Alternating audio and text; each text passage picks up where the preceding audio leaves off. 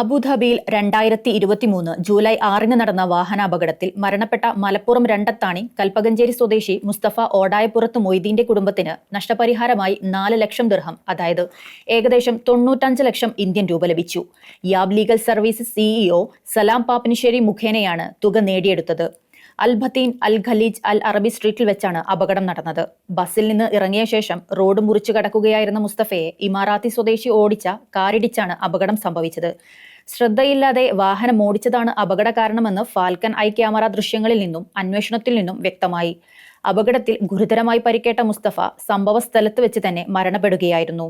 ഇതേ തുടർന്ന് അശ്രദ്ധമായി വാഹനമോടിച്ച കാർ ഡ്രൈവർക്ക് അബുദാബി ക്രിമിനൽ കോടതി 20,000 ദിർഹം പിഴയും മുസ്തഫയുടെ കുടുംബത്തിന് 2 ലക്ഷം ദിർഹം ദിയാമണി, അതായത് ബ്ലഡ് മണി നൽകാനും വിധിച്ചു. ലഭിച്ച തുക അപര്യാപ്തമാണെന്ന് കാണിച്ച് യാബ് ലീഗൽ സർവീസസ് ദിയാമണിക്ക് പുറമെ നഷ്ടപരിഹാരം ലഭിക്കുന്നതിനായി ഇൻഷുറൻസ് അതോറിറ്റിയിൽ നഷ്ടപരിഹാര കേസ് രജിസ്റ്റർ ചെയ്തു.